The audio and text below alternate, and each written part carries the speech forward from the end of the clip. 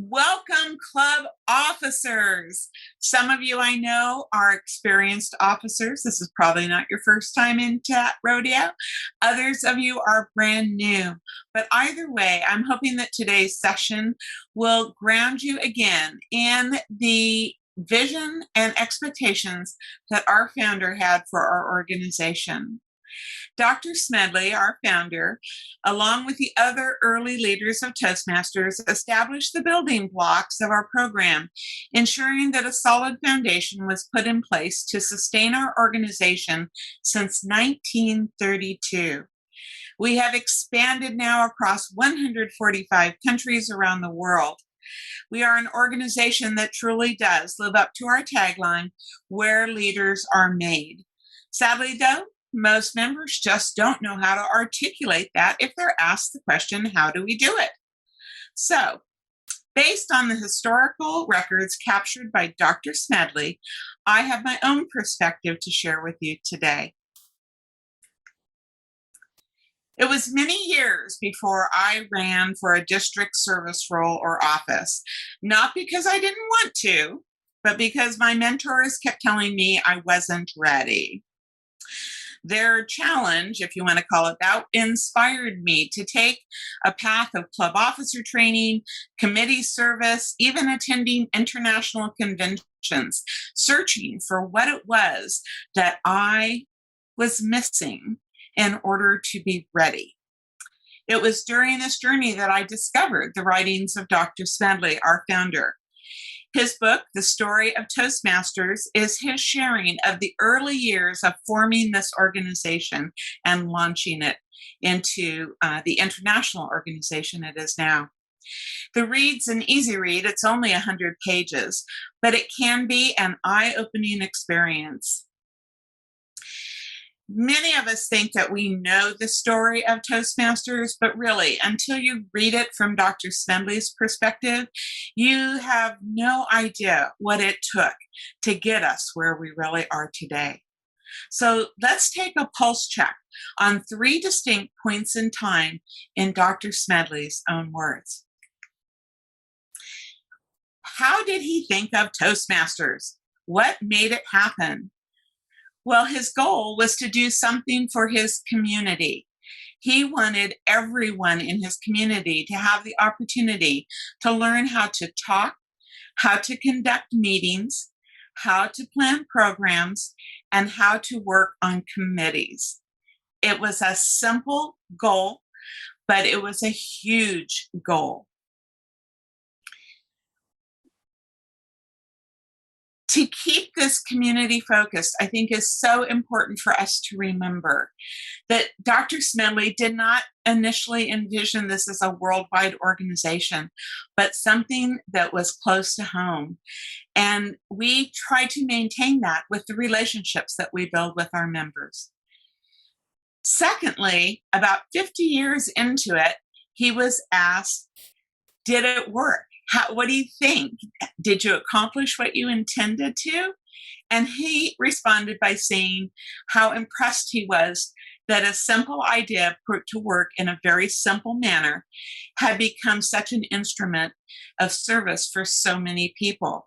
Again, it speaks to the purity of the simplistic thought that he started with and remaining focused on keeping it simple and affordable and available to everyone, not just certain people, but everyone.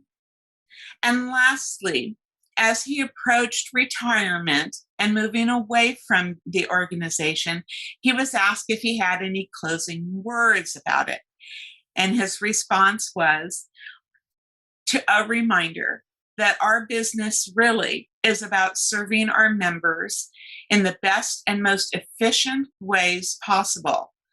Again, keeping it simple, not making it overly complex, not going to a for-profit status where it became a money position, but always at the heart of it was how to reach the community and benefit the people who wanted the educational program. Now, each of these 3 visionary elements continue to live in the core of our governance principles for Toastmasters International, and those have continued to sustain us through the decades. Where do these live, you say? Well, let's take a closer look. Today, our organization remains focused on Dr. Smedley's original vision through our international mission statement, our brand promise statement, both of which filter into our club mission statement. The good news is many of our clubs actually read the statement at the start of their meetings. The unfortunate news is that they read it at the start of the meetings. Better that we encourage our members to memorize it. This way, the words become imprinted on our brains, which is where they need to be as we continue to engage at various levels and events in Toastmasters.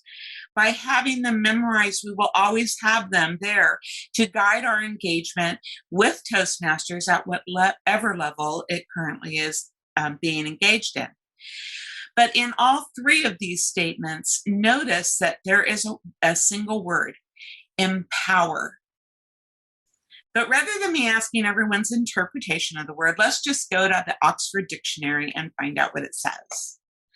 To empower is to give someone the authority or power to do something, to make someone stronger and more confident, especially in controlling their life and claiming their rights.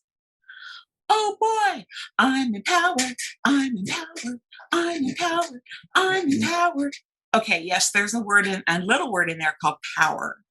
And there's another saying that says, liberty is the freedom to do anything you want, and responsibility is choosing not to do it when it could cause injury or harm to someone else. And so it is with being empowered. Our empowerment needs parameters, like children in the playground, free to explore and learn and have fun within the confines of the parameters of that playground fence, which provides us our defined space to operate in. So now that we know we are all empowered for our own journey to become leaders, Dr. Smedley also wanted that journey to be an experiential learning environment, meaning we would learn by doing, and that learning would occur among the fellowship of our peers. Dr. Smedley actually started his first Toastmasters Club in 1905, but it would take 25 years for him to get a club to stick and sustain itself after he moved on. The difference that made it work came in the form of a document called the Memorandum of Organization, which added two specific details to the clubs. One is that clubs would have officers, and second, meetings would have meeting agendas. Oh, there was this third little caveat that said after 2 unexcused absences in club meetings, you lost your membership. Fortunately, we didn't keep that one. But the memorandum initiated the parameters for how clubs would operate, which we'll get to in just a sec. But right now, let's stay focused on the parameters for what it means to be a member. Anyone have an idea where we might be going next? The Toastmasters Promise, If all members in every club lived up to this promise, how excellent would the club experience be? But many clubs, again, do not keep the promise first and foremost in their club environments as reminders to the members. For example, do you read through the promise with every prospective member before you take their money to join? Or do you reinstate the promise with every member induction? Because you do induct your members, right? What about printing it on the back of name tents that you set on the table so that the promise is facing the members? reminding them of what they're supposed to be contributing during the club.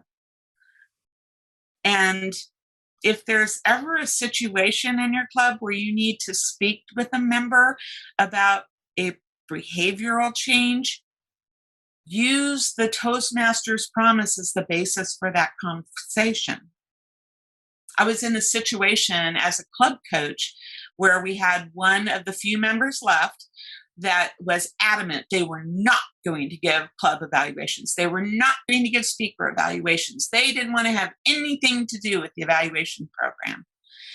I had conversations with the other coach to figure out what would be the best way for approaching this member, because clearly we need them to fully participate. We used the promise. We sat down. We actually reinstated everybody in the club with an induction ceremony using the Toastmasters Promise as the basis. And then we set time to meet specifically with this member, where we called out the promise that they had just made to provide fellow members with helpful, constructive evaluations. And that was when the mind started to change and we started making progress in getting the member to fully engage again. When you set the expectations with every member and then you hold them accountable for them, it makes for a really great, positive learning environment and supportive environment.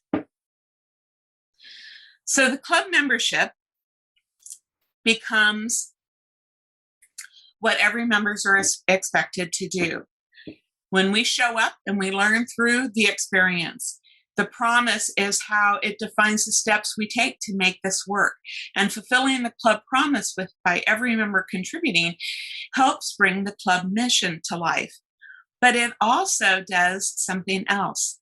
It lays the foundations, the 4 foundations for the success of our clubs.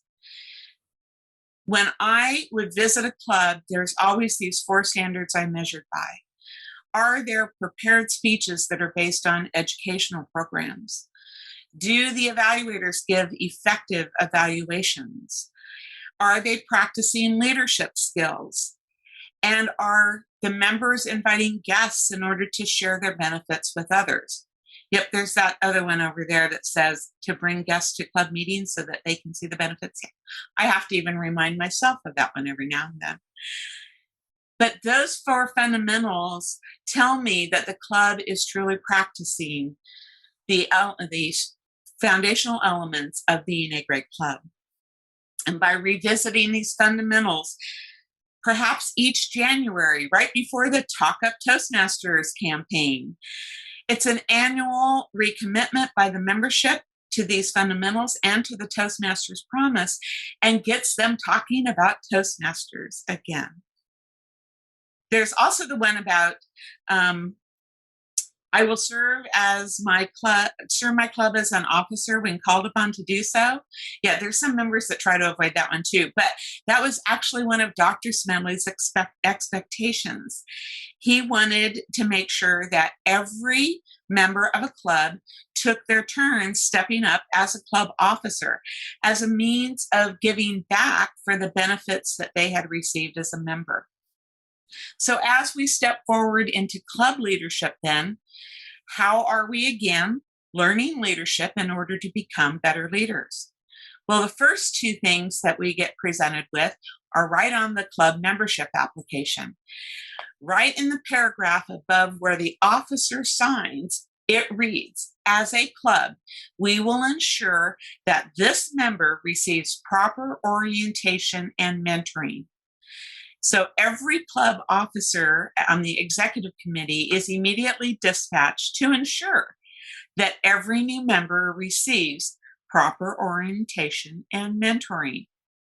These are your first 2 leadership responsibilities. And new member orientation is actually one of the sticky factors for members. You schedule them for their icebreaker. That way they get on the schedule immediately. You have the conversation again with them about what they are expected to contribute as members and what they can expect from the club as a member. You're inducting them into the club as an acknowledgement of their decision to join and reaffirming their commitment to the Toastmasters Promise. And now the coaching begins, where you will start coaching them about your club culture, what makes your club unique, and coaching them into the educational program so they can define their learning environment. Mentoring is a longer term, sometimes lifetime role, but you're committing, when you are a mentor, you are committing to helping your protege reach their full potential as a speaker and a leader, or speaker or leader, whatever their goal is. Now, there's an endless debate as to which club officer is responsible for orientation and mentoring programs. But the truth is, it really doesn't matter, because the club executive team is responsible for ensuring that it's done. And the officer that signs that application behind the member, the new member, they're the one making the commitment on behalf of the club to that new member, that that new member is going to receive their orientation and mentoring. Orientation and mentoring are key skills to have mastered in becoming a great leader. And so this, again, is another step in the direction of where leaders are made. So to recap our foundations thus far, we have the vision statement. We have the brand statement. Both empower members to own their skills development plan. And then the promise is how we all work together in order to make sure we're delivering the mutually supportive and positive learning environment that everyone is expecting. But there's one more thing that I just mentioned a bit ago. That memorandum of organization. We now know it as the club constitution, which ensures that every officer understands the parameters by which clubs must operate while fulfilling the club mission. And district leaders in their mission statement are charged with building new clubs and supporting all clubs in achieving excellence. So they teach these parameters in order to ensure clubs know how to operate and how the clubs will be held accountable for achieving them. Right at the start of the club constitution, we have Article 1, which outlines the purpose, which should look very familiar because it's basically the club mission statement again. But underneath that, there are 7 other bullets that outline the 7 steps of excellence for being a club. I want to call out right now bullet number 5. The introduction of the rules of parliamentary procedure, how to conduct meetings, and how to participate in group discussions. Remember Dr. Smedley's original vision? This was his specific ad. And I remember attending my first international convention when I walked into this huge ballroom with over 2,000 members there and realizing that they were an international group of members, some from countries that weren't even democratic countries. Yet they came together to conduct business in an orderly fashion. And it was executed because of Robert's Rules of Order. And that's when the blinders came off and I realized why Robert's was so important to Dr. Smedley. Robert's Rules of Order teaches us how to be a community together and how to collaborate together. And it is an important element to raising up responsible citizens. I will never argue again with why every officer is charged with modeling parliamentary procedure now to help teach these foundational principles of communication, community, and collaboration. So in these 7 bullets, not only do you see standards for club excellence, but you also see the makings of our communication track and our leadership tracks. The 4 of these bullets are focused on leadership, and 3 are focused on communication. These 7 also lay the foundation for what became the Distinguished Club Program with the 10 goals that are annual performance measurement goals every club is held to determine how well they're fulfilling the mission. They are goals because every club around the world can be a President's Distinguished Club. It's not a competition. So these goals need to be work together as a club in a collaborative manner, teaching us all those principles of communication, collaboration, and striving towards a common goal, or common goals, in this case, in the 10. Here we have it. Whether you're a member, a club officer, or a district leader, the guidelines for how you execute, lead, and guide are all there. These are guidelines for making leaders, and learning how to apply and live these guidelines are how leaders are made. As we learn and give back, learn and give back again, learn and give back again. So long as we commit to coaching and mentoring based on these expectations and not because of who's it saying so, we will be able to more effectively influence and cultivate leadership behavior. This isn't my Toastmasters, and it wasn't Dr. Smedley's Toastmasters, and it wasn't any of the other early leaders' Toastmasters as the organization was being formed. All of those people went to great lengths to ensure that the movement we call Toastmasters would sustain itself long after their departure. By instilling in us the promise, we learn the characteristics of being an excellent member. By instilling in us through the commitment to orient and mentor, we lay the characteristics for becoming an excellent leader. And then by instilling in us the 7 keys to success from the Constitution, we learn the characteristics of community and collaboration and how to fulfill the club mission and achieve success in the Distinguished Club Program. 3 documents, 3 historical foundations to our organization that we need to be careful never to lose sight of. The mission statements, the brand promise, the Toastmasters Promise, and the club constitution. Apply these expectations as we provide the mutually supportive and positive learning environment to help others achieve his original vision, to teach people in the community to learn to talk, to conduct meetings, to plan programs, and to work on committees.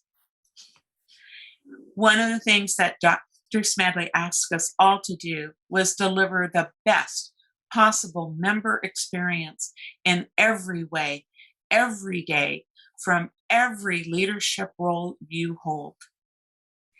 As I grew into my district leadership opportunities, I understood that while I am empowered, I am also tempered by my leadership training to focus on sustaining this organization. I now challenge you to go forth and be the leaders, the great leaders that you are meant to be, but you are charged with the responsibility now to protect the brand and fulfill the mission. By doing this, our organization will be here for decades yet to come. And I thank you in advance for your service.